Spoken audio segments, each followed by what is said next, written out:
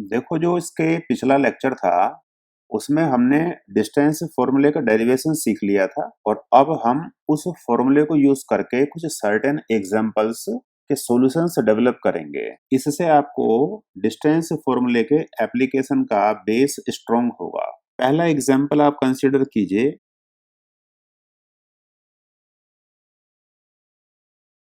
Find the distance between the points A and B. कोई दो point दिए गए हैं और उनके बीच में आपको डिस्टेंस कैलकुलेट करना है। तो सिंपली एक पॉइंट तो हमारे पास दिया गया है, पॉइंट ए, और इसका जो कोऑर्डिनेट्स हैं वो 7, 13 है। और दूसरा जो पॉइंट हमें दिया गया है, इसके कोऑर्डिनेट्स हैं 10, 9। तो फॉर्मूला पीछे आपको एक्सप्लेन किया गया था, एक बार फिर लिख देते हैं। डिस्टेंस फॉर्मूला था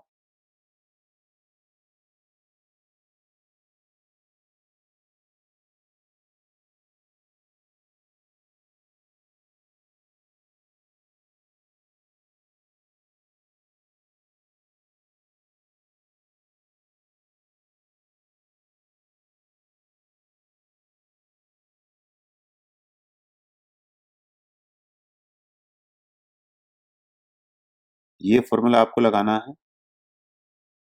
अब ए और बी पॉइंट हैं, तो आप ए को तो इमेजिन कीजिए x1 y1 और बी के कोऑर्डिनेट्स को इमेजिन कीजिए x2 y2। एक डिफरेंट कलर से हम लिख देते हैं। ये तो मन में x1, ये y1 और ये x2 और ये y2। इन वैल्यूज को इस फॉर्मूले में सब्स्टिट्यूट कीजिए तो डिस्टेंस ए भी आएगा 10 - 7 whole square and 9 - 13 whole square. इस सारी वैल्यू का अंडर रूट। तो फर्स्ट वैल्यू तो 3 उसका स्क्वायर और नेक्स्ट वैल्यू -4 फिर उसका स्क्वायर। ये वैल्यू आएगी 9 और ये होगा 16।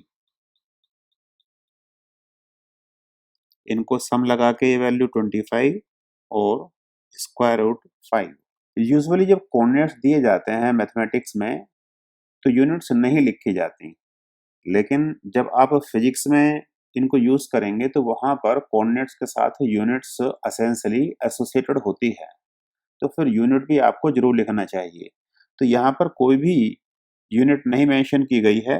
इन जनरल आप फाइनल आंसर को ऐसे इतना यूनिट लिख के छोड़ सकते हैं। ये इसका आंसर आएगा।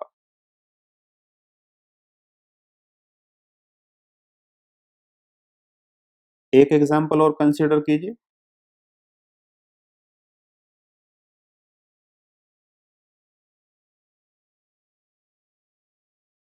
Example 2, find the distance of the point P from the origin. Origin से आपको एक कोई पॉइंट दिया गया है, उसका डिस्टेंस कैलकुलेट करना है। चलिए एक इसके लिए छोटा सा हम डायग्राम भी बना देते हैं, थोड़ा इमेजिनेशन के लिए बेटर हो जाता है।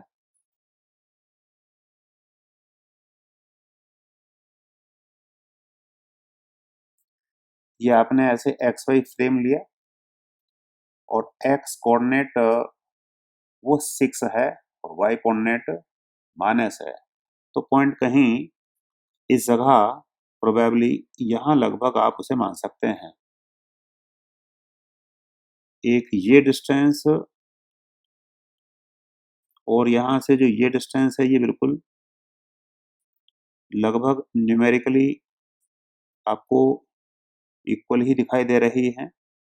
स्केल यूज नहीं किया गया है, वरना स्केल से मेजर करके दोनों बिल्कुल सेम लेंथ लेनी थी। और ये हमारे पास है ओरिजिन। तो ओरिजिन के कोऑर्डिनेट हम जानते हैं 0, 0।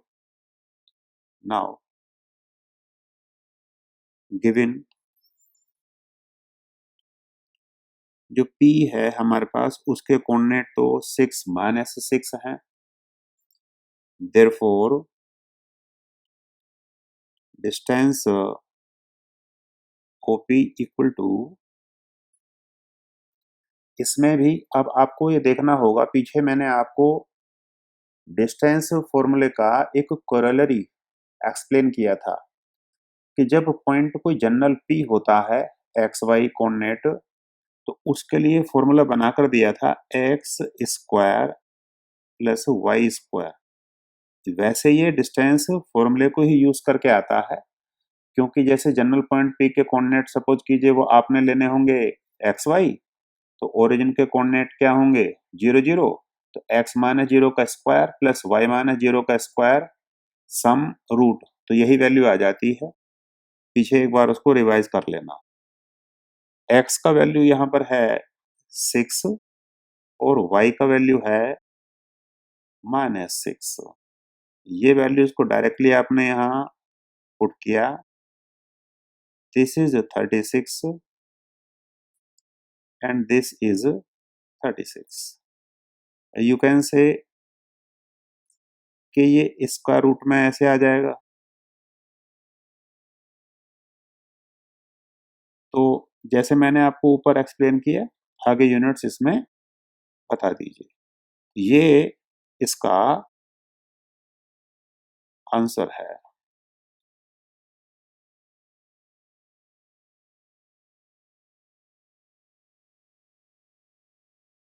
अब एक एग्जांपल और लीजिए, example number 3। Find the values of y for which the distance between the points A, B is 10 units। Question में कोई भी दो पॉइंट दिए गए हैं, एक A और एक B, और उनके बीच में डिस्टेंस 10 यूनिट्स मेंशन की गई है इस बार। लेकिन जो पॉइंट बी है उसका जो ऑर्डिनेट है वो y अननोन है, we have to calculate that ordinate. तो अगर हम पॉइंट्स की बात करें तो पॉइंट ए के कोऑर्डिनेट्स मेंशन किए गए हैं 3, -1 एंड बी के कोऑर्डिनेट्स मेंशन किए गए हैं 11, y and distance A B equal to 10 units. तो आप देखो डिस्टेंस फॉर्मूले में अभी पीछे जो दो हमने एग्जाम्पल किए हैं उनमें तो था कि कोऑर्डिनेट दिए गए थे और डिस्टेंस हमें इवेलुएट करनी थी। इस बार डिस्टेंस हमें गिवन है और एक अननोन बना दिया बी के कोऑर्डिनेट में से ऑर्डिनेट y, तो फॉर्मूला सेम लगेगा। नाउ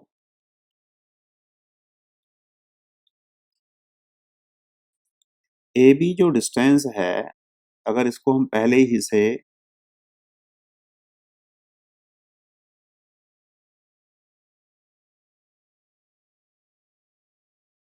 स्क्वायर कर लें तो वो ऐसे लिखा जा सकता है, और साथ ही साथ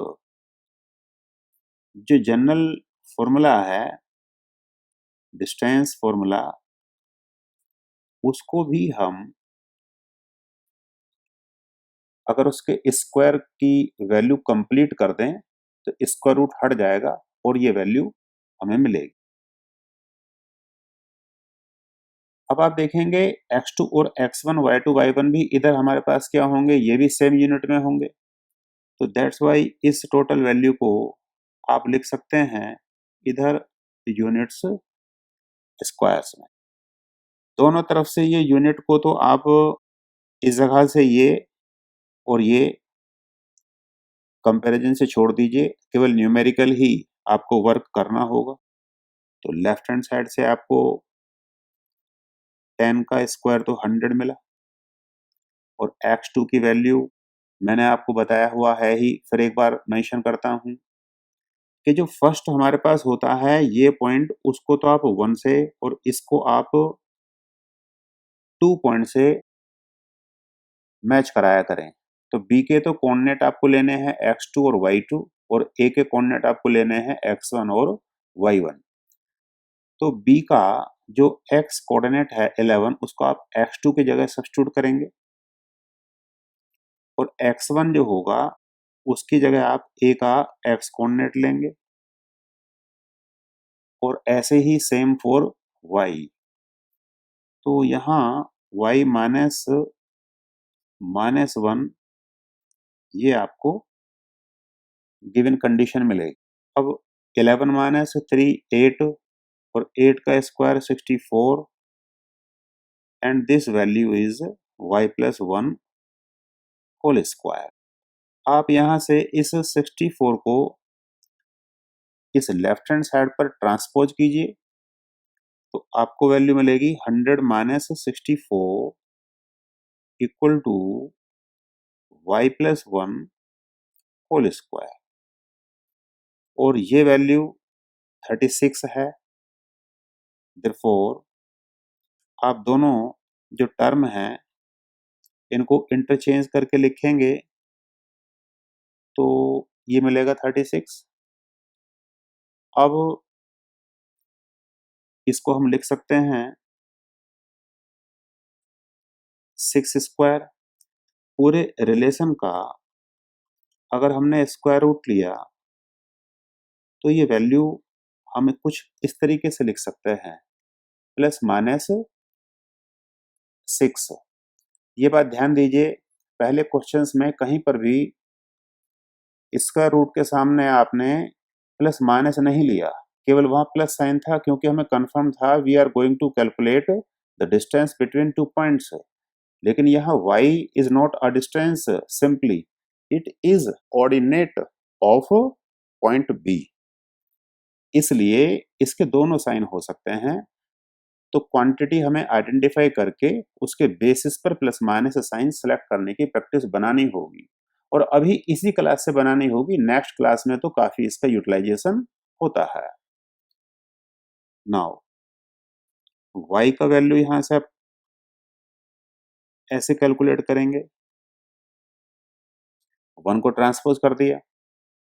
अगर हम प्लस साइन लेते हैं तो एक वैल्यू, माइनस साइन लेंगे तो दूसरी वैल्यू। देयरफॉर y का वैल्यू एक तो आएगा -1 प्लस 6 इक्वल टू 5 और दूसरा वैल्यू आएगा -1 minus 6 equal to -7। Therefore y equal to 5 and -7 ये इसका आंसर होगा। दोनों वैल्यू यहां हमें कंसिडर करनी है। अब एग्जाम्पल 4,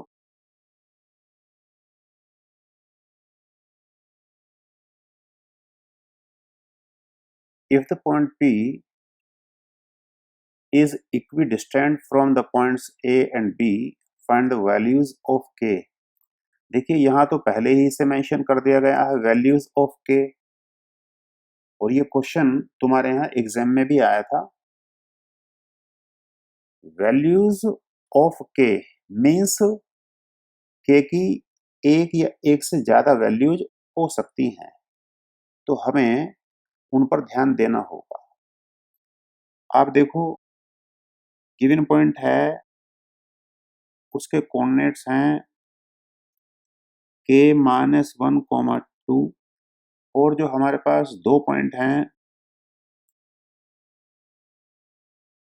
ए का कोऑर्डिनेट है 3, k और बी के लिए जो कोऑर्डिनेट्स हैं वो हैं k, 5। अब बताया गया है कि कहीं पर भी ए और बी हैं और पी उससे हमारे पास इक्विडिस्टेंट है। ये केवल फिगर एग्जैक्टली तो नहीं बनाई जाती है, ये केवल समझाने के लिए ऐसे आपको कॉन्सेप्ट के लिए बता दी जाती है। ये पॉइंट ए है, ये पॉइंट बी है। एक कोई पॉइंट हमने यहाँ लिया जनरल वे में और ये पॉइंट पी इस जगह पर है। तो क्वेश्चन में बताया गया है कि ये डिस्टेंस और ये डिस्टेंस दोनों सेम है। तो हमें गिवन है distance PA equal to PB और I can say distance PA square equal to PB square. Square हम इसलिए कर लेते हैं क्योंकि डिस्टेंस फॉर्मूले में स्क्वायर रूट आता है, वो लिखने में थोड़ा इनकन्वीनियंट है। जब पहले ही से उसको स्क्वायर कर लेंगे तो डायरेक्ट वैल्यूज सब्स्टिट्यूट की जाती हैं। अब PA लिखने के लिए आपको बताया गया है जो लास्ट में आएगा उसके कोऑर्डिनेट्स में से फर्स्ट के कोऑर्डिनेट सब्ट्रैक्ट करने, मींस A के कोऑर्डिनेट से P के कोऑर्डिनेट को सब्ट्रैक्ट करके लिखना है। तो ये PA का स्क्वायर डायरेक्टली लिख रहा हूं 3 minus K minus 1 and K minus 2 square. ये वैल्यू राइट हैंड साइड पर अगर हम देखें तो अब हमें लिखना होगा PB, तो उसके लिए B के कोऑर्डिनेट से P के कोऑर्डिनेट सब्ट्रैक्ट करके लिखना होगा K minus 1 and 5 minus 2 square. ये वैल्यूज आ गई। अब ये जो हमारे पास फर्स्ट मिडिल ब्रैकेट आपको लेफ्ट में दिखाई दे रहा है, इसकी वैल्यू होगी 4 minus K and this value is K minus 2 whole square. और ये नेक्स्ट जो वैल्यू होगी राइट हैंड साइड पर, ये केवल 1 उसका स्क्वायर और ये वैल्यू 3 स्क्वायर। तो ये वैल्यूज तो यहां से बन जाएंगी सिंपल 10 राइट हैंड साइड पे। लेफ्ट हैंड साइड पे आपको अननोन केवल K दिखाई देता है, लेकिन अभी K ऐसे कैलकुलेट नहीं होगा, तो आप दोनों स्क्वायर्स को एक्सपेंड कीजिए, मींस दोनों ब्रैकेट्स को एक्सपेंड कीजिए। तो जो हमारे पास ये वैल्यू आएगी 16 माइनस 8K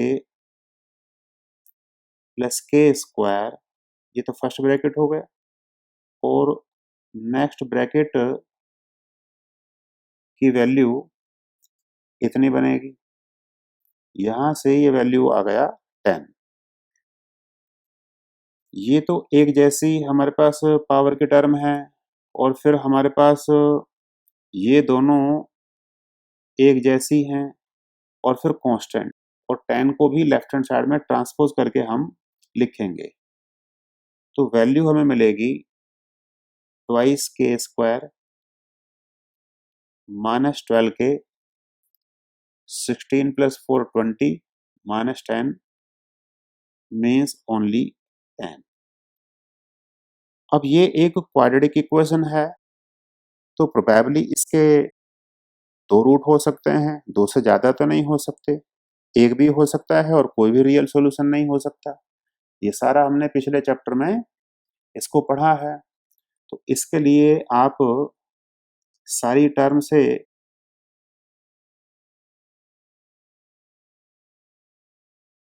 टू का फैक्टर वो कॉमन कैंसल आउट कीजिए, और इसमें डायरेक्टली दिखाई दे रहा है।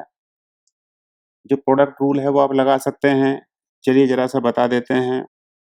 जो प्रोडक्ट इसमें बनेगी 1 into 5 and 1 plus 5 equal to 6।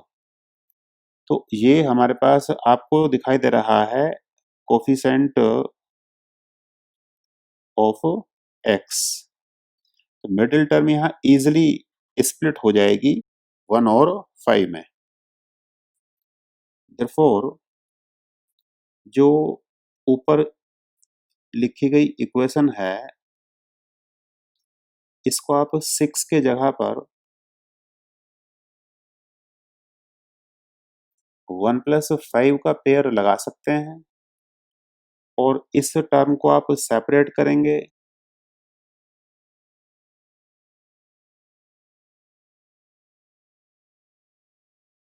जो फर्स्ट 2 टर्म्स हैं उनसे आपके कॉमन लेंगे तो k-1 यहाँ -5 एंड k-1।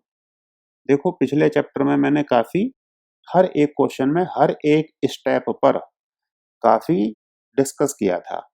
अब क्योंकि ये क्वाड्रेटिक का क्वेश्चन यहाँ पर है, तो इसका सॉल्यूशन कुछ कम ब्रीफिंग के साथ डेवलप हुआ, क्योंकि वो प्रोसीजर आपको पता है। k-1 यहाँ आपने लिए कॉमन, k-5 इक्वल टू 0। तो अगर आप इसको 0 करेंगे फर्स्ट, इसको 0 ले जाएंगे, तो तब हमारे पास आंसर आएगा k इक्वल टू 1। और अगर आप इस वाली ब्रैकेट को 0 करेंगे तो आंसर आएगा 5। thus हमारा फाइनल आंसर आ गया k equal to 1,5।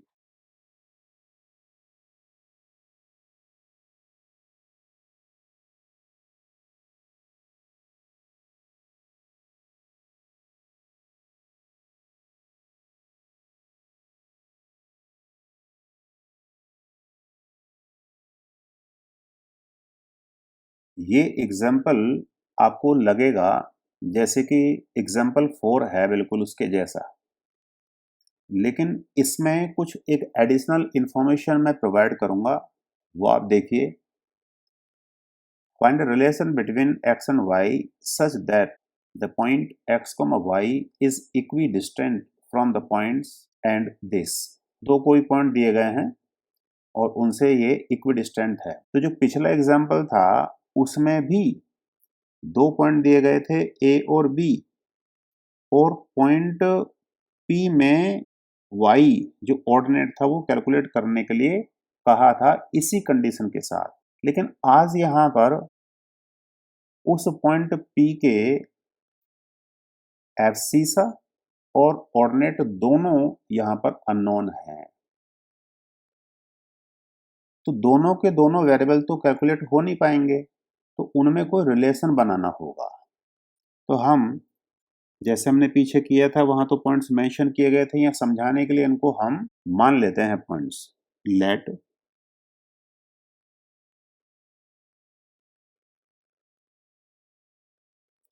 Coordinates 7,1 are of point A and coordinates 3,5 are of point B. ये हमने कोई ऐसे मान लिया। And coordinates of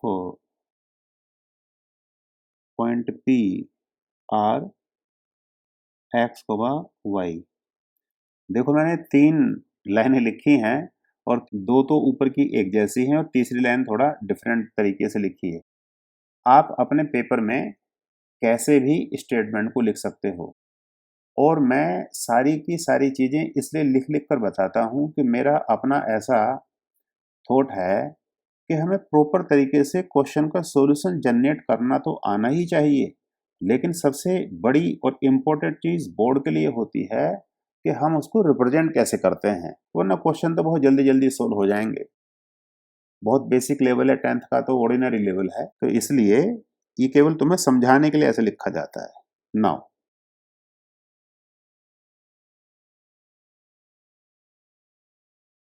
according to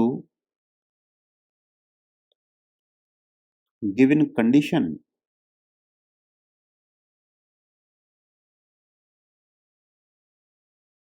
we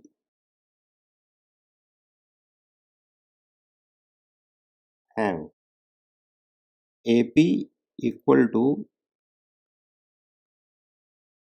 BP, और हम इनके स्क्वायर्स भी कर सकते हैं। अब ये कंडीशन अगर हम लगाएं तो 4 एग्जाम्पल तो एटलीस्ट हो ही गए हैं, इसलिए बार बार रिपीट नहीं करेंगे, डायरेक्टली हम इसको लिख कर बता रहे हैं। चेक कीजिए, किसी को कोई डाउट हो तो वो फिर बात करेगा हमसे। तो यहाँ आएगा x माइनस 7,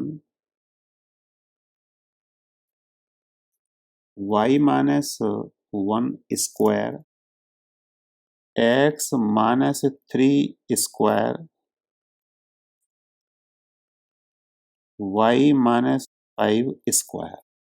अब ये 4 ब्रैकेट आपको दिखाई दे रहे हैं, तो इनको एक्सपेंड तो करना ही पड़ेगा, तभी इनकी वैल्यूज हम कैलकुलेट कर पाएंगे। तो लेफ्ट हैंड साइड का जो फर्स्ट ब्रैकेट है, इसको हमने एक्सपेंड किया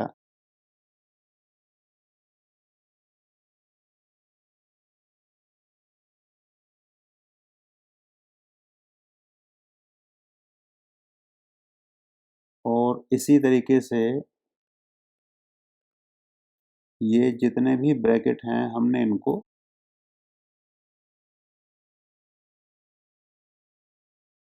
एक्सपेंड किया। तो आप देख सकते हो कि एक्स स्क्वायर तो यहाँ से कट आउट, वाई स्क्वायर इस टर्म से कैंसिल हो जाएगा,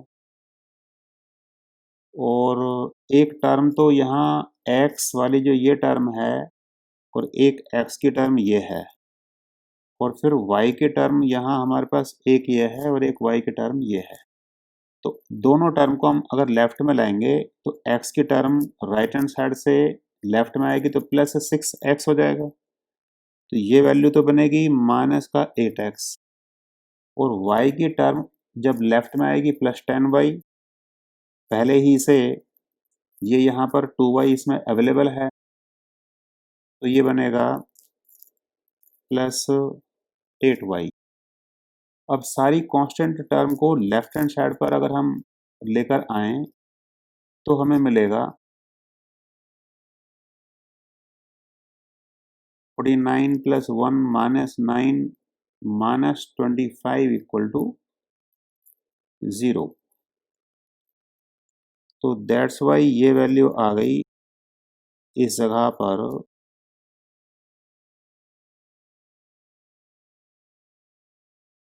अब 8 का फैक्टर यहाँ से कॉमन है तो वो आप कॉमन एक्सट्रैक्ट कीजिए, minus x plus y plus 2 equal to 0, और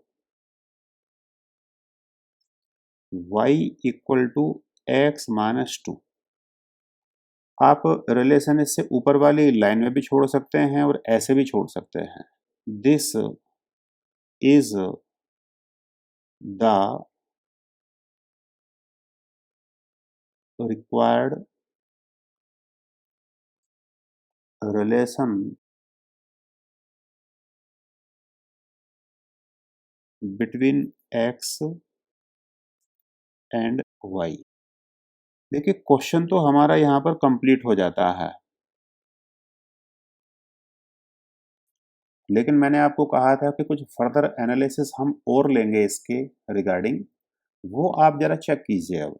अब हम ये देखना चाहते हैं कि जो पॉइंट P हमारे पास हमें मिलेगा उसके कोऑर्डिनेट x और y के बीच में ये रिलेशन आएगा, और पॉइंट A और B यहाँ पर हमें पहले से मेंशन थे। तो एक बार हम लोकेट करने की कोशिश करें कि पॉइंट P वो क्या रिप्रेजेंट करेगा, उसके कोऑर्डिनेट क्या रिप्रेजेंट करेंगे। अब एज सच x और y की कोई भी वैल्यू यहाँ हमारे पास अननोन है, तो हम ये देखेंगे कि जो y equal to x minus 2 है ये एक स्ट्रेट लाइन की इक्वेशन है, और इसको हम एक्स वाई प्लेन में हम प्लॉट कर लेंगे। Now the equation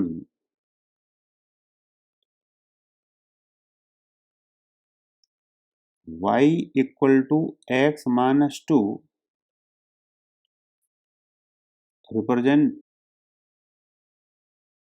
a straight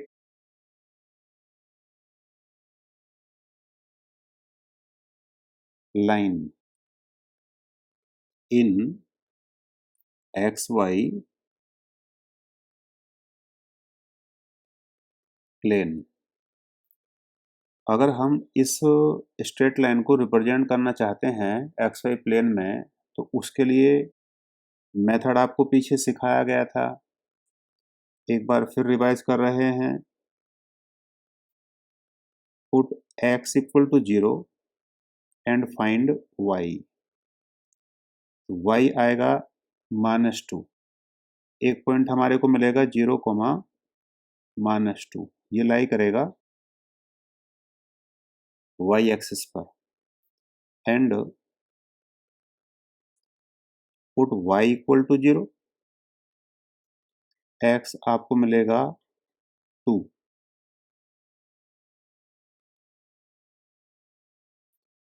तो वैल्यू आपको मिलेगी 2, 0। अब ये x एक्सिस के ऊपर लाई करेगा। अगर हम एक रफ डायग्राम बनाएं, 1 2 3 4 5 6 7, और ऐसे ही हमें 1.5 यूनिट तक ले जाना है, तो हम 1 2 3 4 5, बस इसके आगे जरूरत नहीं पड़ेगी, तो इसको थोड़ा सा एक्सटेंड और कर देते हैं ऊपर।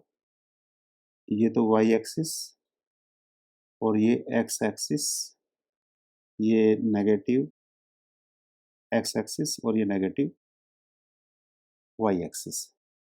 और जो पॉइंट हमारे पास आएगा 0, -2 और एक 2, 0, इनको और हमारे को दिखाना है, तो इनके लिए एक ये और ये। तो आप देखोगे जो ये वाला पॉइंट है, ये पॉइंट तो हमारे पास है 0, -2, और 2, 0 वो ये पॉइंट है। तो स्ट्रेट लाइन तो हमारे पास जाएगी, इन दो पॉइंट्स को अगर हम जॉइन करेंगे तो यहाँ से ऐसे पार करके ये जाएगी।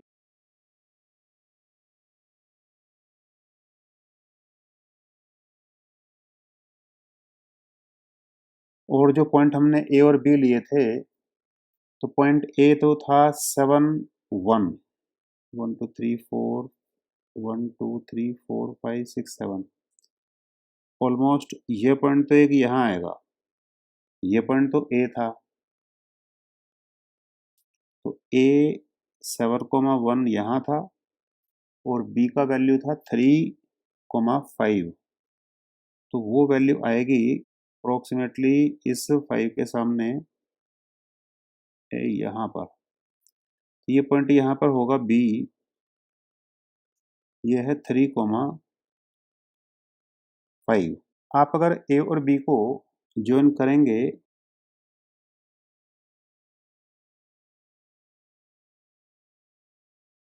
ये हमारे पास इस जगह पर ऐसे आ रहा है। आप देखिए जो स्ट्रेट लाइन है y equal to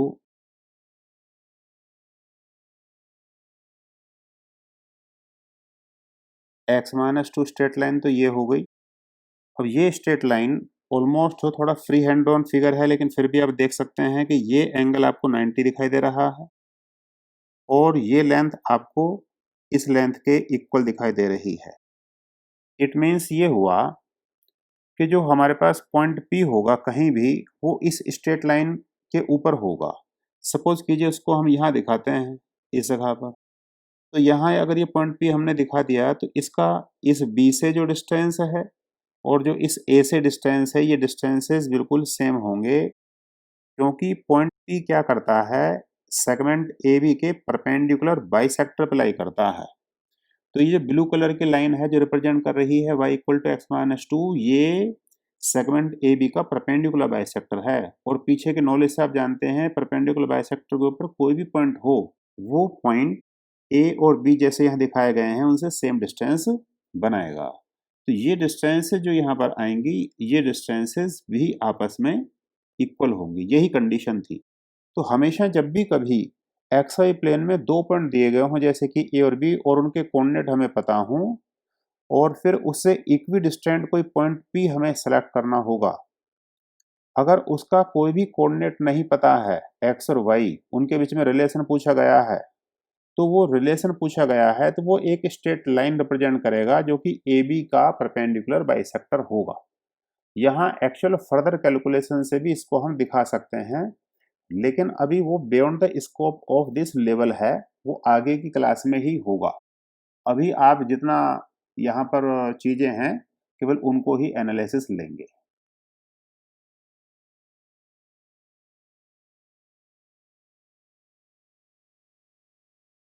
example number 6 और कंसिडर कीजिए। Find a point on the y-axis which is equidistant from the points A and B। एक ऐसे पॉइंट का आपको कोऑर्डिनेट कैलकुलेट करने हैं जो कि पॉइंट ए और बी से तो सेम डिस्टेंस पर हो, ऊपर से वो वाई एक्सिस पे लाई करता हो। आप देखिए 6 और 5 को कंपेयर कीजिए। जो क्वेश्चंस को सिलेक्ट किया है हमने यहाँ पर वो सीक्वेंशियल लेक्चर में इस तरीके से किया है जिससे कि आप एक एक स्टेप आगे बढ़ते रहें और इसकी इंडिविजुअल कॉन्सेप्ट्स को सीखते रहें। टोटल कॉन्सेप्ट जो चैप्टर में आएंगी वो इन एग्जाम्पल्स में हमने पहले ही से डिस्कस की है। तो 5 और 6 को जब आप कंपेयर करेंगे तो 5 और 6 में यही कंडीशन थी, बस उस पॉइंट पी के एक्स और वाई दोनों कोऑर्डिनेट के बीच में रिलेशनशिप पूछी गई थी। यहाँ पर एक एडिशनल इंफॉर्मेशन है कि वो पॉइंट पी लाई करेगा वाई एक्सिस पे, और आप जानते हैं कि वाई एक्सिस पे जब भी कभी कोई पॉइंट लाई करता है तो उसका एक्स कोऑर्डिनेट 0 होगा। तो इस बार पॉइंट पी के कोऑर्डिनेट्स को आप एक्स वाई के प्लेस पर 0 वाई कंसिडर कीजिए। Now let coordinates of point P are 0, Y which lies at y axis. ये कंडीशन हमने पहले ही से यूज कर ली। Now it is given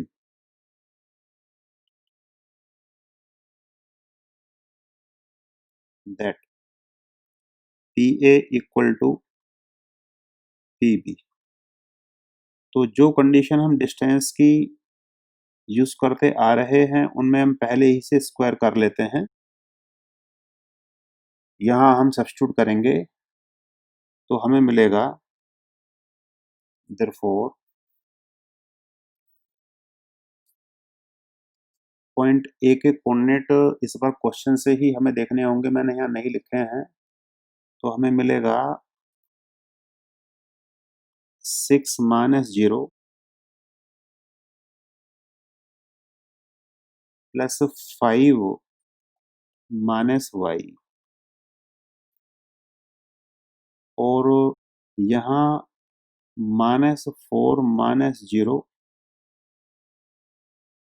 and plus 3 - y square. क्योंकि क्वेश्चन बिल्कुल एग्जाम्पल 5 के जैसा ही है, दैट्स वाई वही प्रोसीजर इसमें लगेगा। तो हम तेजी के साथ इसे सोल्व करते हैं।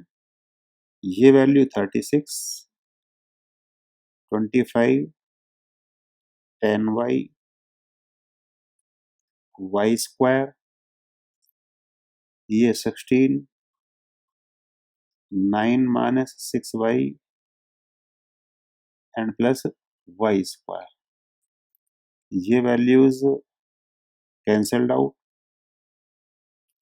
और यहाँ से 16 + 9 मिला के 25, तो वो 25 ही इधर से यहाँ से कैंसल्ड आउट। अब आप यहाँ से इस 6y को लेफ्ट हैंड साइड में ट्रांसपोज़ करेंगे, तो आपको ये मिलेगा माइनस का 4y and this 36 equal to 0 और यहाँ से y आपको मिलेगा 9। Therefore, the required coordinates of point P are 0,9। ये हमारा आंसर होगा।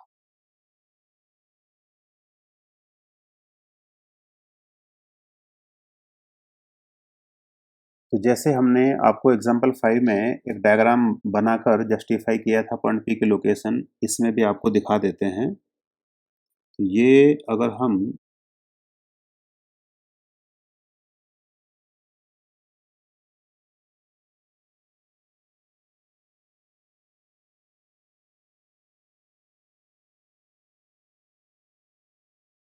ये वाई एक्सिस ले लें,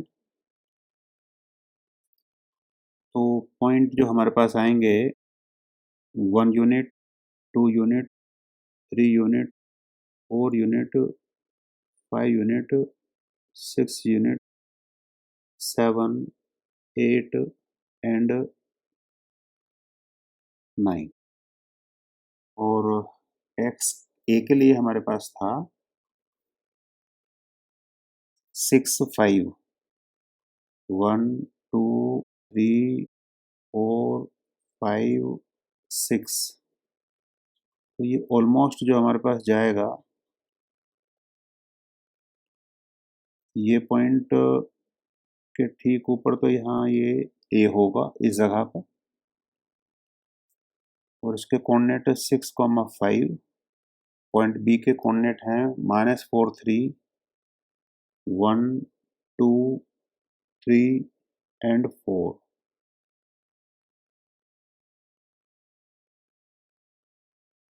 ये पॉइंट बी यहाँ होगा और इसके कोऑर्डिनेट होंगे 4, सॉरी -4,3 ये कोऑर्डिनेट। तो ए और बी यहाँ हमारे पास ऐसे आएंगे और जो पॉइंट पी होगा वो पॉइंट पी कहीं, तो आप देखिए ए और बी को अगर हम जॉइन करेंगे तो ये हमारे पास वो सेगमेंट हो गया ए और बी का इतना, और वो जो पॉइंट पी है वो पॉइंट पी यहाँ होगा, उसके कोऑर्डिनेट यहाँ आएंगे 0,9। आप चेक कीजिए, इससे अगर हम एक इसका बिल्कुल परपेंडिकुलर बाइसेक्ट उठाएंगे तो ऑलमोस्ट इसका परपेंडिकुलर बाइसेक्ट जो होगा वो कहीं यहाँ जाएगा इस जगह almost. Free hand drawn figure है, थोड़ा ये ऑलमोस्ट आपको दिखा पा रहे हैं ये एंगल 90 और जो ये लेंथ है इतनी, ये लेंथ इस लेंथ के इक्वल। तो अभी भी जो पॉइंट पी होगा वो ए बी सेगमेंट के परपेंडिकुलर बाइसेक्टर अप्लाई करेगा और फिर वो ऊपर से वाई एक्सिस को भी इंटरसेक्ट करेगा। Therefore point P lies at perpendicular bisector of line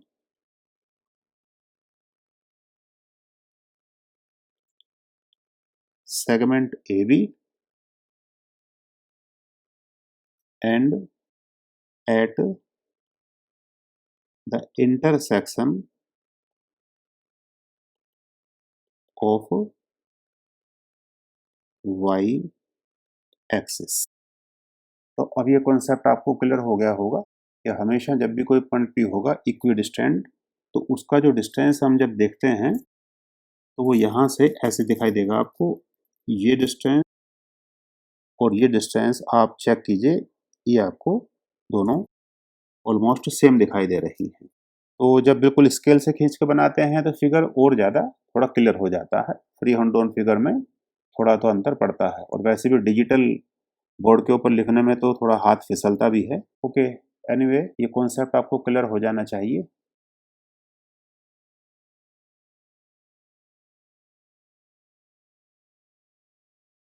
example number 7 ये कंसिडर कीजिए। Figure shows the arrangement of desks in a classroom. Ashima, Bharti and Kamala are seated at A, B, C respectively. Do you think they are seated in a line? Give reasons for your answer. Figure जो associated है उसमें ABC का position दिखाया गया है। अशिमा को A से, भारती को B से और कैमिला को हमने C से रिप्रेजेंट किया है। ABC के कोऑर्डिनेट्स मेंशन है, तो हमें ये चेक करना है कि ये तीनों स्टूडेंट एक किसी लाइन में लाई करते हैं या नहीं। अब इस क्वेश्चन को जो यहाँ रखा है इस सीक्वेंस में, इसका मतलब ही अपने आप में ये आपको सिखाने का है कि हम कैसे प्रूव करें कि 3 पॉइंट एक स्ट्रेट लाइन में होंगे, यानी कि कोलिनियर होंगे। इसका मतलब ये है कि उन तीनों से एक लाइन पास करती हो, राइट? तो इसको पहले अच्छे से समझें कि हमारे पास क्या होता है। टेस्ट और collinearity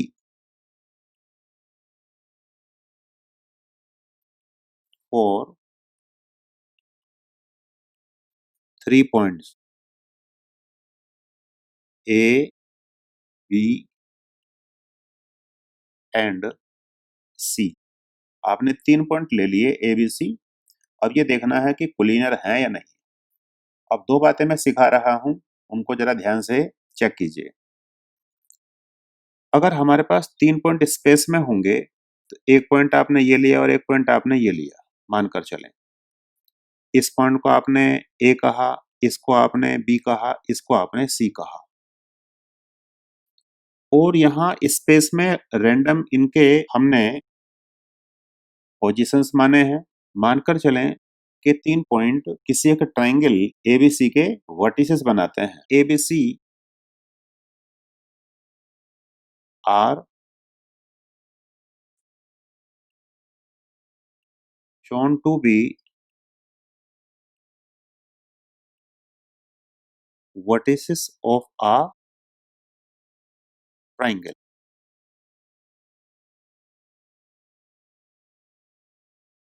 They are not collinear. और एक पॉसिबिलिटी हमारे पास ये हो सकती है दूसरी, कि आपने ऐसे कोई भी ये 3 पॉइंट ऐसे लिए ए बी सी, यहाँ पर तीनों पॉइंट एक ही लाइन में लाई करते हैं। A B C are collinear. तो फर्स्ट फिगर में नहीं है, सेकंड में है। अब हम इसे मैथमेटिकली कैसे प्रूव करें कि 3 पॉइंट कोलिनियर होंगे और या फिर किसी एक ट्राइंगल के वर्टिसेस पे लाई करेंगे। एक ट्राइंगल के लिए जो प्रॉपर्टी यहाँ हमारे पास बनेगी, वो कंडीशन ये होती है कि कोई सी भी दो आप इस ट्राइंगल की साइड चेक कीजिए। मानकर चलें जो मैंने दिखाया है इसमें जो लेंथ ए बी है, वो लेंथ ए सी से छोटी है, और फिर एक लेंथ हमारे पास है बी सी। इस ट्राइंगल वाली फिगर के रिगार्डिंग हम बात करें तो अगर एक ट्राइंगल की दो साइड्स, कोई सी भी दो साइड्स आप उनको सम करोगे, वो सम हमेशा तीसरी साइड से क्या होता है, बड़ा। ऑलवेज छोटा कभी आ नहीं सकता, ऑलवेज वो ग्रेटर ही आएगा। तो यहाँ पर सफिशिएंट होता है कि अगर आप ट्राइंगल की दो स्मॉलर साइड्स का सम लें और वो थर्ड साइड से अगर बड़ा हो गया, तो फिर रेस्ट ऑफ द साइड्स को आप देखेंगे तो मेन कंडीशन उनसे भी पूरी हो जाएगी। तो it is sufficient to prove that ABC are the vertices of a triangle if its two smaller sides sum is more than the larger side. तो ये कंडीशन अपने आप ही क्या करेगी, बाकी सारी और साइड्स के लिए वैलिडिटी हो जाएगी। तो यहाँ पर हमारे पास जो छोटे हैं वो ये दोनों हैं, here AB plus AC is more then BC। ये किसी एक ट्राइंगल के लिए कंडीशन है, और कोलिनियर होने के लिए यहाँ पर जो कंडीशन होगी वो कंडीशन डिफरेंट होगी। वो कंडीशन हमारे पास है इस फिगर में। देखिए यहाँ पर एक तो डिस्टेंस है AB और एक डिस्टेंस है BC। तो AB डिस्टेंस तो यहाँ बाय द वे BC से थोड़ा सा बड़ा दिखाई दे रहा है, और AC वो AB से भी बड़ा होगा। तो यहाँ बहुत सिंपल दिखाई देता है कि जो AC जो डिस्टेंस है वो AB प्लस BC आएगा। तो जब कभी हमारे पास तीनों पॉइंट कोलिनियर होंगे तो उनसे आप लेंथ निकालिए, और जो हमारे पास AB और BC छोटी है हमारे पास ये दोनों, तो स्मॉल जो लेंथ होंगी उनका सम जो बड़ी वाली लेंथ होगी उसके इक्वल आएगा। तो यहाँ पर तो सम हमेशा क्या होता है, बड़ी साइड से मोर आता है ट्राइंगल के केस में, और यहाँ कोलिनियरिटी के केस में वो इक्वल आता है। तो हम इससे प्रूव करते हैं कोलिनियरिटी। तो अब हमारे लिए क्वेश्चन सोल्व करना बिल्कुल इजी है। यहाँ पर ये मेन बात इस कंडीशन को सिखाने की ही थी, और हमेशा के लिए इसे अब आप याद रखेंगे। अब हम अपना क्वेश्चन चेक करते हैं। Here in given problem distance पहले आप निकालेंगे AB, और AB डिस्टेंस निकालने के लिए B के कोऑर्डिनेट से A के कोऑर्डिनेट रेस्पेक्टिवली सब्ट्रैक्ट करके स्क्वायर करके सम करेंगे, रूट लगाएंगे, मतलब डिस्टेंस फॉर्मूले से निकलेंगे। तो जो हमारे पास कैलकुलेशन है वो आएगी 6 minus 3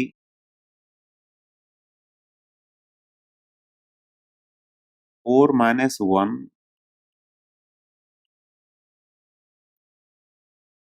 under root, and this is 3 square,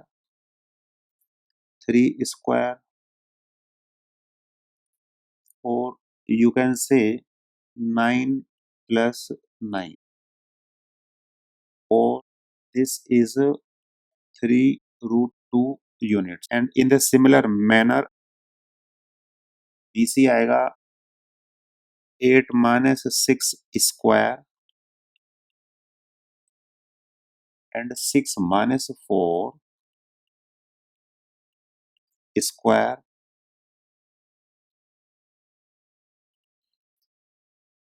that is twice square, and this is 4 plus 4, or you can say 2 root 2, और लास्ट AC डिस्टेंस हमारे पास आएगी 8 minus 3 and 6 minus 1,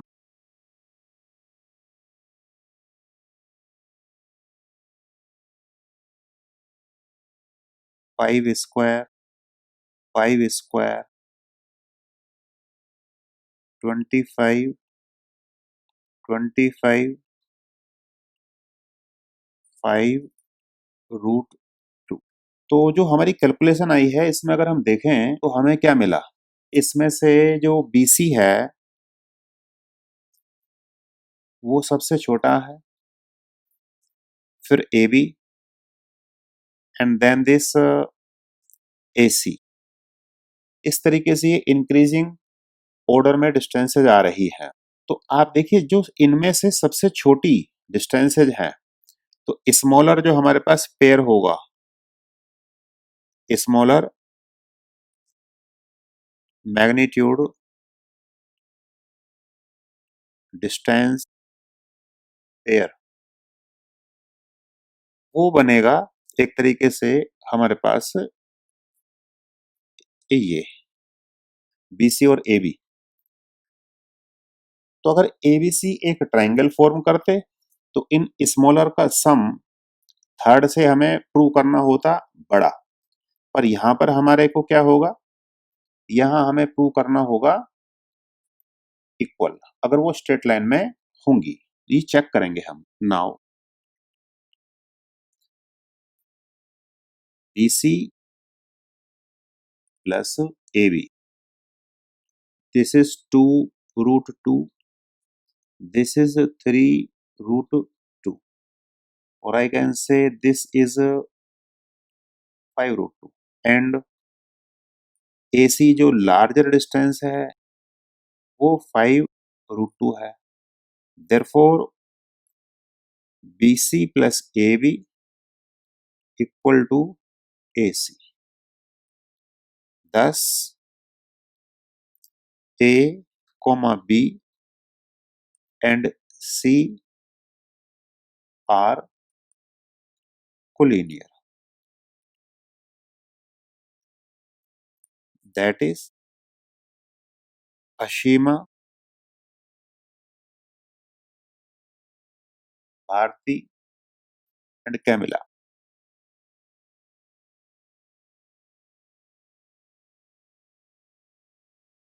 are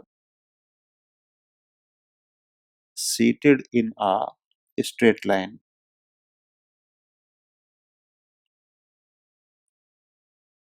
तो ये हमारा इसमें कंडीशन आ गई।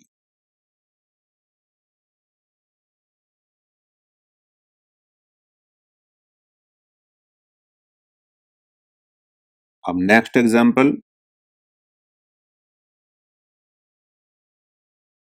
8, show that the points are the vertices of an equilateral triangle, find its area।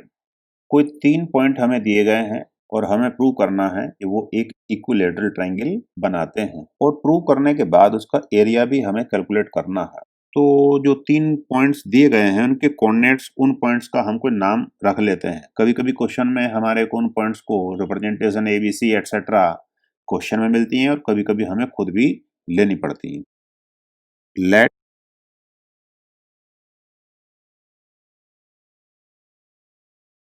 Given coordinates A, A minus A, minus A and minus root 3A and root 3A represent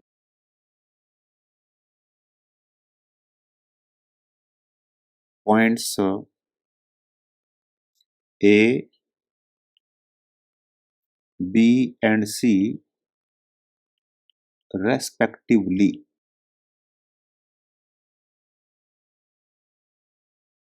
और अगर अब हमें ये prove करना है कि एक ये इक्विलेटरल ट्रायंगल बनाते हैं, तो एक रिप्रेजेंटेटिव फिगर के बेसिस पे अगर हम बात करें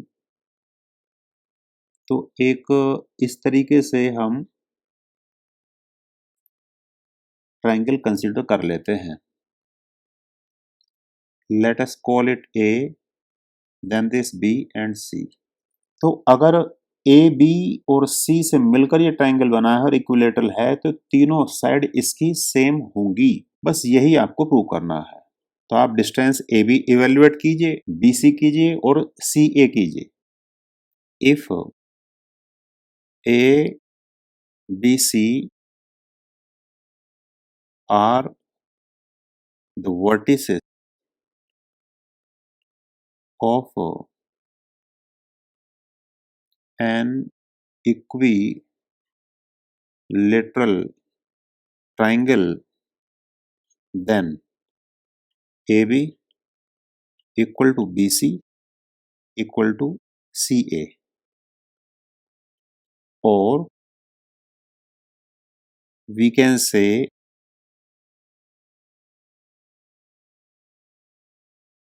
उनके स्क्वायर भी सेम होंगे। हमारे लिए स्क्वायर कैलकुलेट करना ईज़ी होता है, तो वो हम देखें। अब ए बी स्क्वायर पहले आप कैलकुलेट करें, तो बी के कोऑर्डिनेट से ए के कोऑर्डिनेट हमें सब्ट्रैक्ट करने होंगे। तो रिप्रेजेंटेशन के लिए ये तो हमने ए माना है, ये बी ले लिया था और ये पॉइंट हमने सी लिया था। कंफ्यूजन ना हो जाए इसलिए हमने इसको सेपरेट करके लिख लिया है। Minus a x two minus x one का स्क्वायर लगाया formula, y two minus y one लिए, रूट लेंगे नहीं क्योंकि पहले से स्क्वायर कर लिया है। तो फर्स्ट वैल्यू तो हमारे पास ब्रैकेट के अंदर आएगी -2a, स्क्वायर करेंगे तो 4a square, and this value also 4a square, final result 8a square. Again bc square होगा, c के कोऑर्डिनेट से b के कोऑर्डिनेट सब्ट्रैक्ट करने हैं, -√3a plus a, minus minus plus हो जाएगा,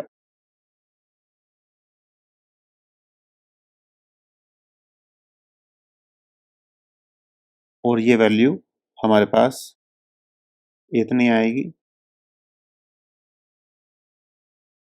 तो ये एक तरीके से अगर हम यहाँ ब्रैकेट से जो ये a है अगर हम कॉमन लेंगे तो बाहर निकलेगा a स्क्वायर फर्स्ट ब्रैकेट से, सेकंड ब्रैकेट से भी a स्क्वायर निकलेगा। तो एक बार इसको हम लिख देते हैं, आई कैन से -√3 प्लस 1 एंड √3 प्लस 1, ये इनके स्क्वायर्स आएंगे और यहाँ हमने a स्क्वायर बाहर ले लिया। अब इस दोनों ब्रैकेट्स के अगर हम स्क्वायर्स को एक्सपेंड करेंगे तो हमें ये मिलेगा।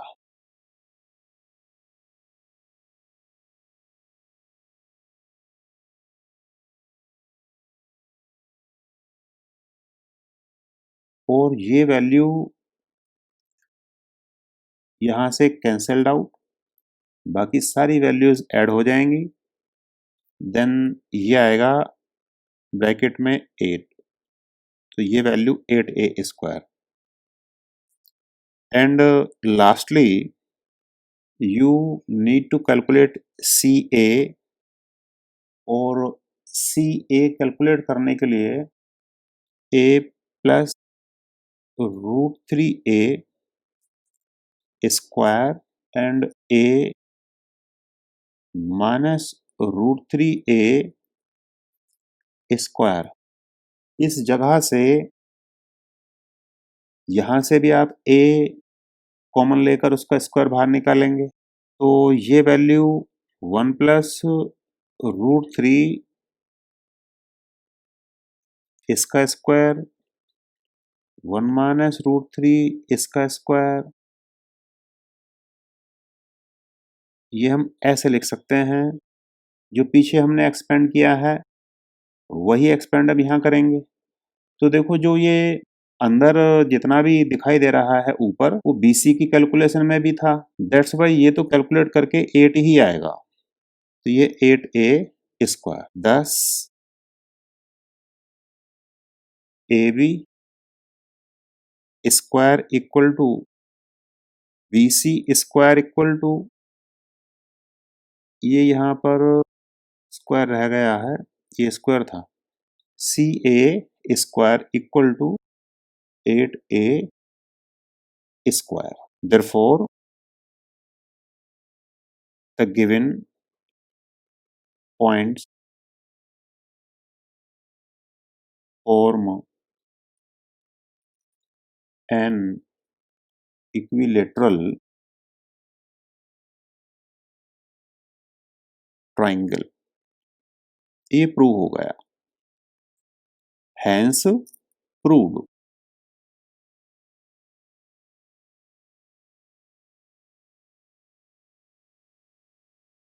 अब हमें इस ट्रायंगल का एरिया भी कैलकुलेट करना था। इसके लिए फॉर्मूला आपने सीखा है, नहीं तो ये मैं आपको सिखा रहा हूं, वो देखो। the area of an equilateral triangle is equal to under root 3/4 into side जो भी हो उसका स्क्वायर। अब यहाँ तो क्योंकि तीनों side A B B C और सी ए थी तो आप कोई भी ले सकते हो, तो डेफिनेटली ये जो वैल्यू आएगी ये वैल्यू √3/4 और वहाँ हमने साइड के स्क्वायर ही कैलकुलेट किए हैं, तो ये वैल्यू 8a² बनेगी। अब आगे इसमें यूनिट्स आप उसी तरीके से लगा सकते हो, स्क्वायर यूनिट्स। ये हमारा आंसर आएगा। Example number 9, the points A, B and C are the vertices of a right triangle right angled at B. Find the values of P. देखो जो ये 9th नंबर का एग्जाम्पल है ये तुम्हारे एग्जाम में आ चुका है, और जो इससे पहले 8th नंबर का एग्जाम्पल है ये भी 2 बार आ चुका है। 9th नंबर के एग्जाम्पल को ऐसे कोई डिफिकल्ट तो नहीं है, लेकिन एक छोटी सी बात सिखानी है, इसके लिए सिलेक्ट किया है। तो जो गिवन पॉइंट्स हैं वो बताए गए हैं कि एक राइट ट्राइंगल के वर्टिसेस हैं। सपोज कीजिए हमने एक राइट ट्राइंगल इस तरीके से ऐसे ये बना लिया, और सबसे पहले हमने इसका ये पॉइंट बी सिलेक्ट किया। तो रीजन उसका यह है कि कहा गया था बी पर वो राइट एंगल्ड है। ए के कोऑर्डिनेट्स 4,7 है, बी के कोऑर्डिनेट्स हैं P,3 एंड सी के कोऑर्डिनेट हैं 7,3। इस तरीके से हैं। देखो जो कोऑर्डिनेट हो, पहली बात तो खैर क्योंकि इसमें P अननोन है तो इससे तो आप पूरी तरीके से इसको एक्स वाई प्लेन में बना ही नहीं सकते जब तक P आपको नहीं पता होगा। लेकिन अगर कोऑर्डिनेट दे भी रखे हों तो आप बहुत ज़्यादा उसे प्लॉट करने की कोशिश मत करना टू बिगिन विद। डायरेक्टली बनाओ ABC और फिर उसके आगे चलो। तो as triangle ABC is right angled at B by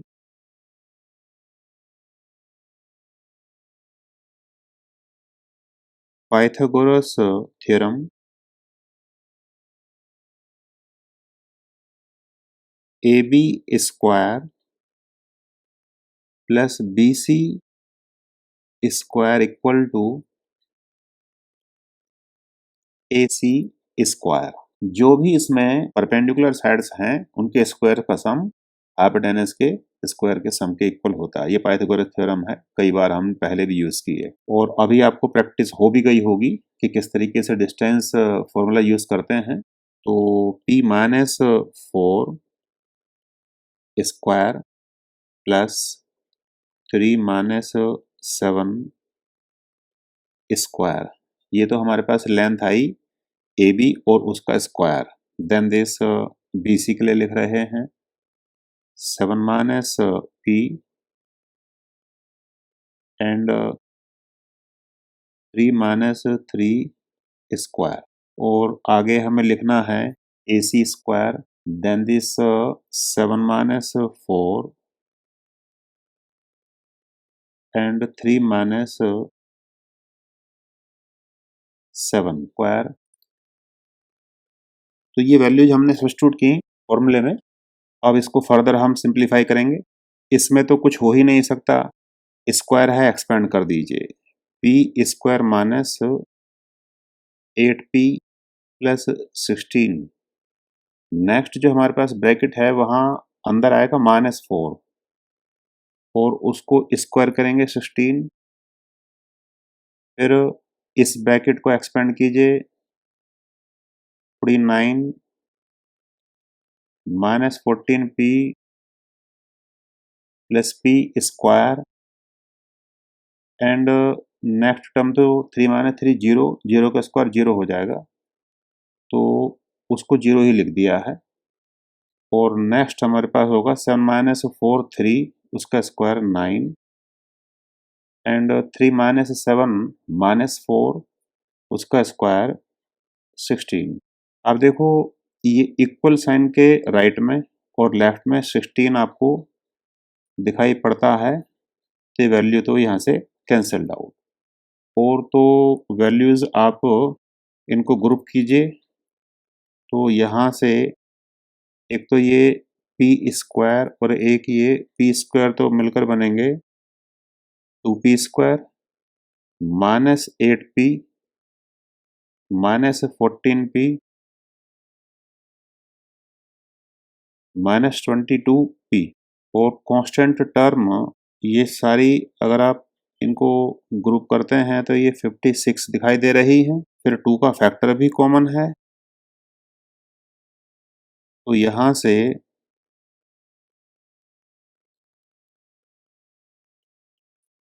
उसको हमने कॉमन लेके छोड़ दिया। तो ये हमारे पास एक रिक्वायर्ड कंडीशन आई जिससे कि हम p कैलकुलेट करेंगे। Now this is a quadratic equation of standard form। अब इसके सॉल्यूशन के तरीके तो पिछले चैप्टर में सिखाए जा चुके हैं, तो आप कोई सा भी मेथड लगा सकते हैं, लेकिन यहाँ तो सीधा सीधा दिखाई दे रहा है कि जो हमारे पास प्रोडक्ट आ रही है दैट इज 1 इंटू 28 और आई कैन से 4 इंटू 7 एंड 4 प्लस 7 जो इसके फैक्टर्स हैं उनका सम 11 आ रहा है और मिडिल टर्म का वो कोफिशिएंट है। तो आप मिडिल टर्म 11 को 4 प्लस 7 में रिप्लेस कर सकते हैं, तो देयरफॉर इक्वेशन डायरेक्टली लिख देते हैं 4p minus 7p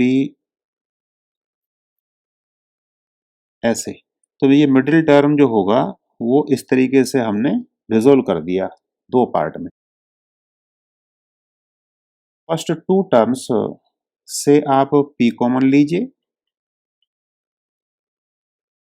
p minus 4, और थर्ड टर्म और लास्ट टर्म से आप माइनस 7 कॉमन लीजिए, p माइनस 4।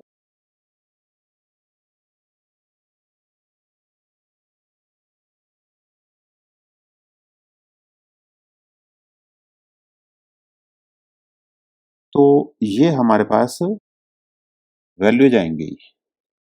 अब अगर इस वाली टर्म को आप जीरो करते हैं तो p आपको 4 मिलता है, और इस टर्म को आप जीरो करते हैं तो p आपको 7 मिलता है। तो p के दो पॉसिबल हमारे पास वैल्यूज यहाँ आई, 4 एंड 7। लेकिन आप डायरेक्टली यही आंसर नहीं छोड़ सकते। कई बार हमें जो आंसर आता है उसको जस्टिफाई जरूर करना पड़ता है, वो देखना पड़ता है। तो आप इसमें एक बात ऑब्जर्व कीजिए, if we consider p equal to 7, if we consider p equal to 7, then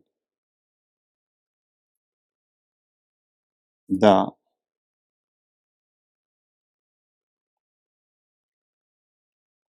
coordinates of point B वो बनेंगे 7,3, which are the coordinates of point C2, ये C के भी कोऑर्डिनेट आ गए। तो इसका मतलब ये हुआ कि ए बी सी जो हमने पीछे माना है उसमें बी और सी पॉइंट क्या हो जाएंगे, कोइंसाइड कर जाएंगे। Therefore B and C coincide, और अगर कोइंसाइड कर गए तो आपके पास पॉइंट केवल दो रह गए।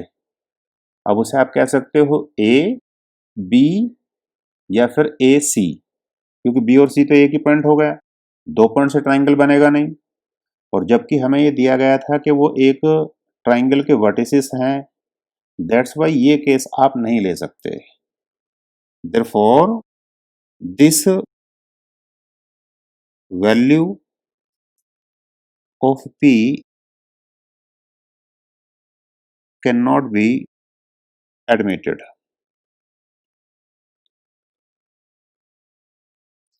and we should reject it। तो इसको छोड़ देना पड़ेगा। Therefore P equal to 4। तो एक ही वैल्यू यहां हमारे पास हम मानकर चलेंगे, ये हमारा आंसर है।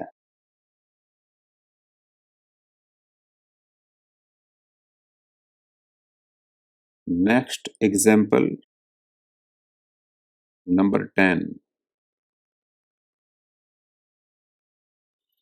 Do the points form a triangle?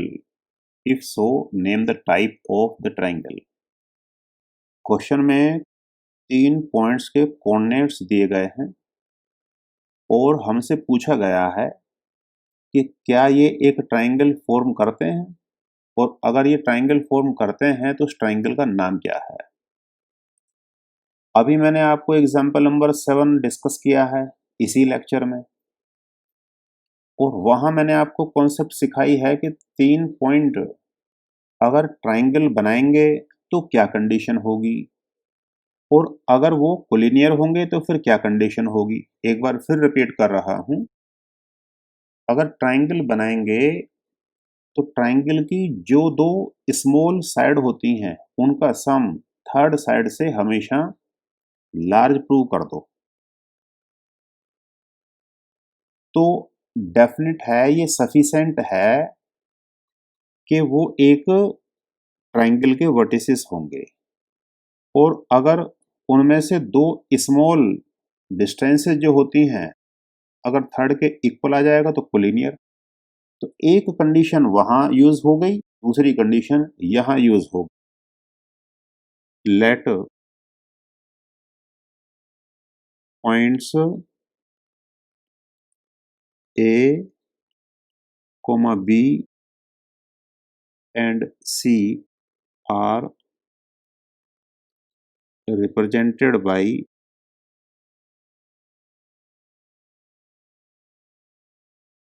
given coordinate 3, 2, -2, -3 and 2, 3। तो इनडायरेक्टली हमने ये किया कि फर्स्ट जो हमारे पास है इस पॉइंट को ए, इसको बी और इसको हमने सी मान लिया। अब ये डिस्टेंसेस इवेल्युएट कीजिए, ए बी बी सी और सी ए। तो नाउ ए बी जो डिस्टेंस यहाँ आएगी उसका वैल्यू बनेगा -2, -3, -3, -2। अब देखो फॉर्मूला डायरेक्टली हमने यूज करना शुरू कर दिया। यहाँ तक अभी अगर किसी बच्चे को डिफिकल्टी है तो थोड़ा प्रैक्टिस में उसकी कमी हो गई, वरना इतने सारे एग्जाम्पल कराने के बाद में उसको कोई डिफिकल्टी नहीं आनी चाहिए।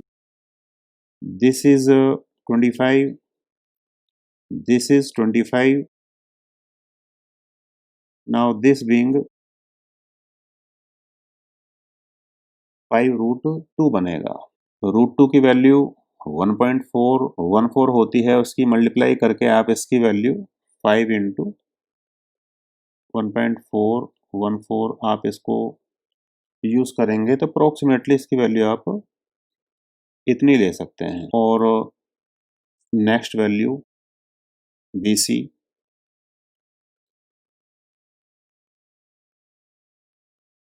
ये आएगा 2 माइनस माइनस वो प्लस हो जाएगा, एंड ये भी 3 + 3 ये भी प्लस ही हो गया। Then this is 16, this is 36, और ये वैल्यू हमारे को मिलेगी √52। तो इसका वैल्यू नियरली आएगा 7.21, एंड डिस्टेंस CA वो बनेगा 2 - 3, 3 - 2,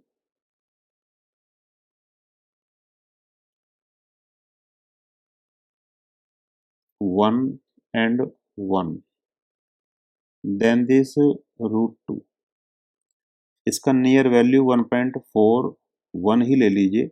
अब हम यहाँ ये देखेंगे इनमें से स्मॉल वैल्यूज जो हैं वो कौन सी हैं। तो यहाँ पर स्मॉलर वैल्यूज आ गई, या हम ऐसे भी कह सकते हैं कि जो डिस्टेंस CA आया है वो सबसे छोटा है। नेक्स्ट उसके बाद फिर हमारे पास AB उससे बड़ा है, और फिर BC सबसे बड़ा है, क्योंकि ये वैल्यू 1.414 है और AB जो था वो 7.07 था और ये 7.21 था। ये इस तरीके से हमने लिया है और ये इनकी रेस्पेक्टिव वैल्यू हैं। तो इनमें से जो स्मॉलर हैं वो तो स्मॉलर तो यही दोनों हो गए। इनका सम अगर हम देखें वो थर्ड वैल्यू से लार्ज आना चाहिए। Now CA + AB = 1.41 + 7.07, then this value हमारे पास आएगी 8, 4, and this. Now this is more than 7.21 and that is BC, therefore CA + AB is more than BC। तो जो दो स्मॉलर हमारे पास साइड्स हैं उनका सम थर्ड से बड़ा हो गया, तो बाकी इसका मतलब ये होगा कि फिर तो कोई सी भी दो साइड्स आप इस ट्राइंगल की ऐड करें वो थर्ड से हमेशा बड़ी ही आएगी। अगर तो छोटी भी बड़ी हो गई तो बाकी तो बड़ी होंगी ही होंगी। तो ये सफिशेंट होता है, दो छोटी को पकड़ के उनका सम तीसरे से बड़ा शो कर दो बस। Therefore the given points form a triangle। ये प्रूव हो गया, hence proved।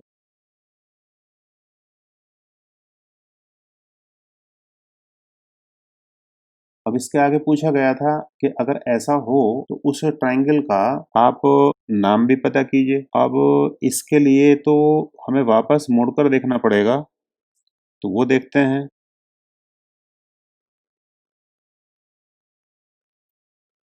कि जो हमारे पास AB है,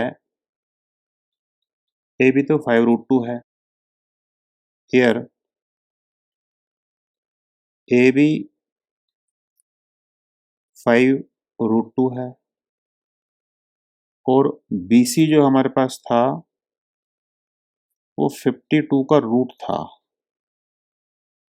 52 का रूट था, और CA जो था वो रूट 2 था।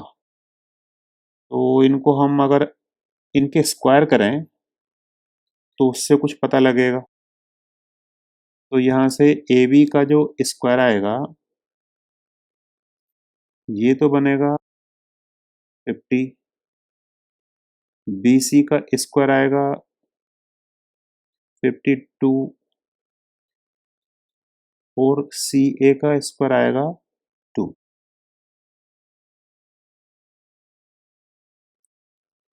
AB square plus CA square equal to BC square, और BC यहाँ पर जो है वो एक तरीके से सबसे बड़ी साइड थी। तो AB और CA तो छोटी साइड थी, तो दो छोटी साइड के स्क्वायर्स का सम अगर थर्ड बड़ी साइड के स्क्वायर के सम के इक्वल हो जाता है तो पाइथागोरस थ्योरम से हम कह सकते हैं कि ये एक right angle triangle. Therefore by converge of Pythagoras theorem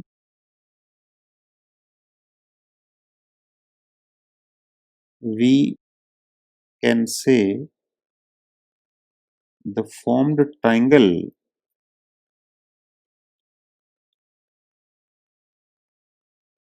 is a right triangle। ये राइट ट्राइंगल होगा। तो ये हमारा फाइनल एक इंफॉर्मेशन और चाहिए थी। ऐसे सॉल्यूशन कंप्लीट हो गया।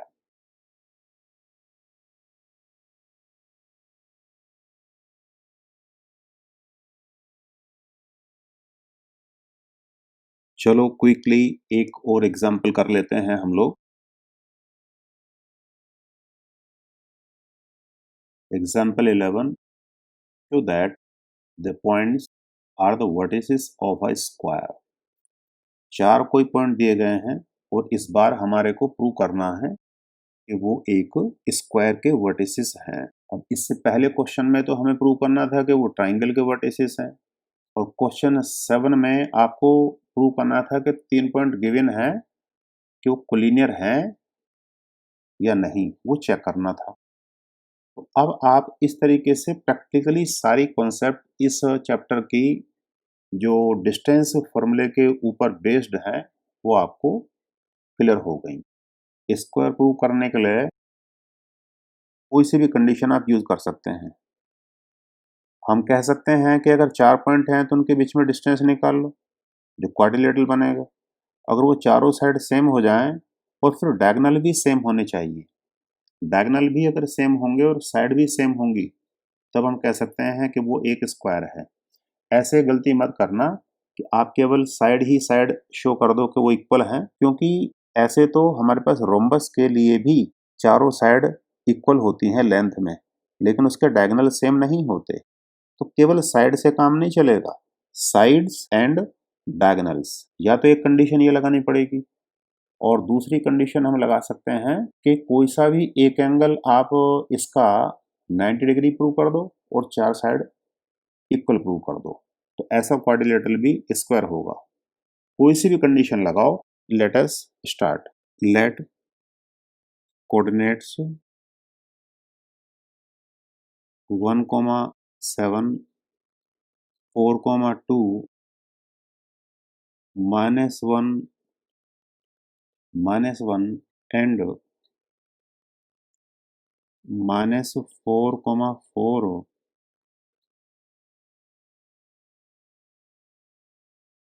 represent points A, B, C and D respectively if ABCD is a square, then its all the sides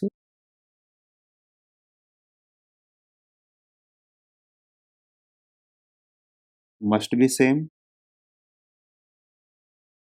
एक तो कंडीशन ये, दूसरी कंडीशन टू डायगोनल्स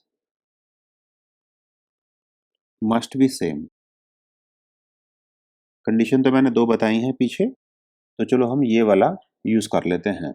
इसके लिए हमें ए बी डिस्टेंस कैलकुलेट करना पड़ेगा पहले, और ए बी डिस्टेंस अगर हम कैलकुलेट करेंगे तो आप यहाँ पर ध्यान इसमें दीजिए कि वो बनेगा 4-1 स्क्वायर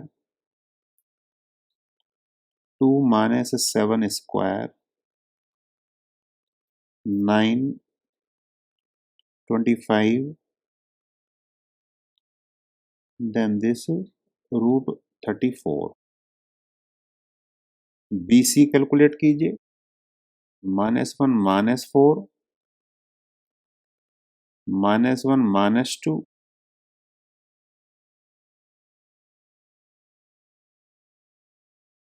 25 9, तो ये भी √34 ही आया।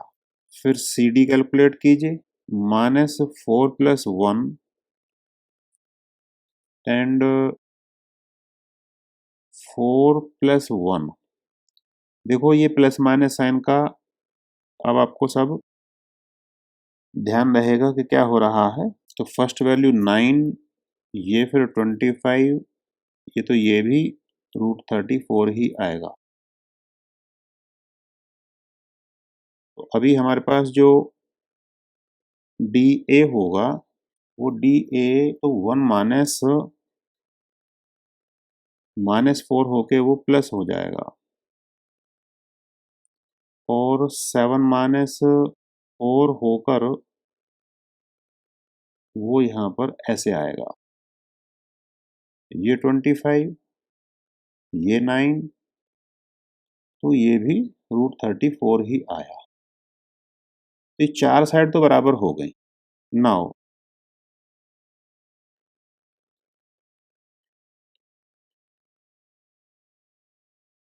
देखिए सीक्वेंस में ABCD अगर हमने कहीं लिया है तो डायगोनल होगा A to C, ये हमने लिया।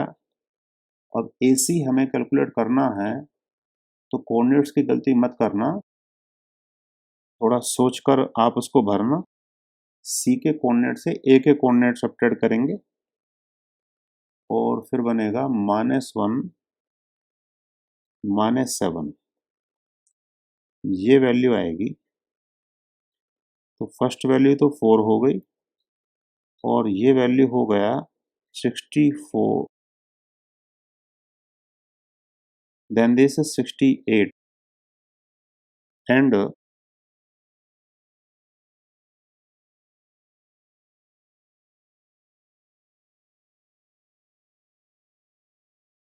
अब दूसरा डायगोनल जो होगा वो जो पेयर आपने यहाँ ले लिया AC, उससे दूसरा पेयर BD, वो आपको कैलकुलेट करना है। चलो यहाँ उसको हम लिखेंगे इस जगह पर थोड़ा। तो D के कोऑर्डिनेट से B के कोऑर्डिनेट सब्ट्रैक्ट करने हैं, -4 -4 एंड 4 -2।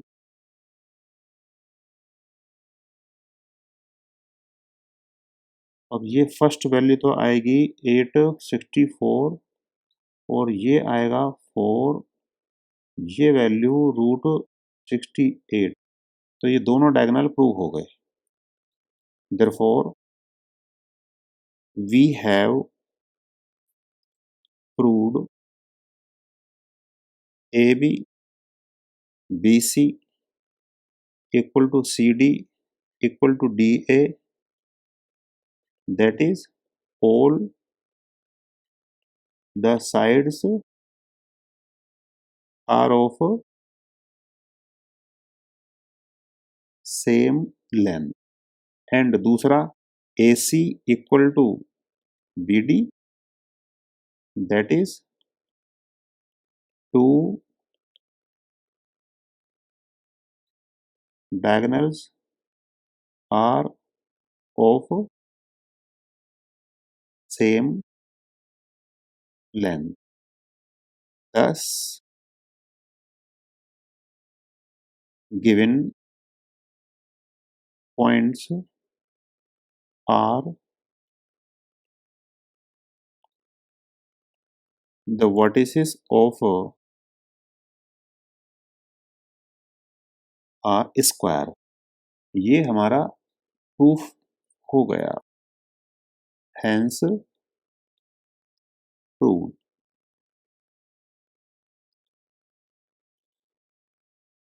और एक तो ये तरीका था, दूसरा तरीका आप खुद भी यूज कर सकते हो, क्योंकि ऐसे वीडियो लेंथी हो जाती हैं तो आप उसे खुद लगा सकते हो। वैसे वो दिखाई तो दे ही रहा है, देखो चलो जल्दी से मैं बता ही देता हूँ। आपने ये देखा कि अभी ये ए था, ये बी था, ये सी था, ये डी था। आप इसमें ये तो हमारे को चारों साइड तो ये सेम दिखाई दे ही रही है। आप ये भी कर सकते हो कि चार साइड सेम हो गई, दूसरे मेथड में कोई सा भी एक एंगल ए हो, बी हो, सी हो या डी हो 90 प्रूव कर सकते हो। तो चलो लो हाइलाइटर में लिख देता हूँ। ऑल्टरनेटिव इसका एक मेथड और देख लीजिए फटाफट, थोड़ा सा टाइम ओवर होगा लेक्चर का। Here A B square plus B C square equal to, ये कितना आया, ए बी आया था पीछे √34, तो ये 34 और ये 34, दैट इज 68। और ध्यान दो ए सी जो डायगोनल था और जो बी डी डायगोनल थे वो √68 थे, तो दैट्स वाई आप इसे कह सकते हैं कि ये ए सी का स्क्वायर भी है। Therefore by converse of Pythagoras theorem,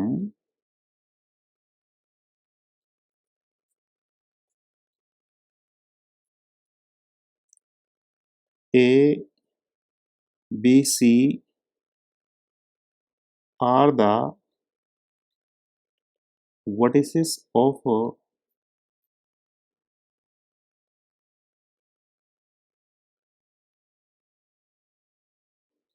a right triangle, right angled at point B। वो पॉइंट B पर राइट एंगल है, ये प्रूव हो गया। Therefore we have proved AB equal to BC, वो तो जैसे हमने ऊपर प्रूव किया है, CD equal to DA and 1 vertex angle 90। Therefore the given points form a square. दूसरा मेथड भी लिख ही दिया है, हैंस प्रूव्ड। कोई सा भी मेथड आप यूज कर सकते हो, आ जाएगा। और अगर ऐसे ही आपको रेक्टेंगल प्रूव करना हो तो रेक्टेंगल में आपको केवल ये होता है कि आमने सामने के जो पेयर होंगे वो सेम लेंथ के होंगे और डायगोनल जो होंगी उनकी लेंथ वो भी सेम होंगी। तो स्क्वायर आ जाए या फिर डायगोनल आ जाए तो आप इनको इस तरीके से प्रूव करेंगे। अब सारी कॉन्सेप्ट जो भी लग सकती हैं डिफरेंट टाइप की, उन सबको सोल्व करने के लिए ये लेक्चर है।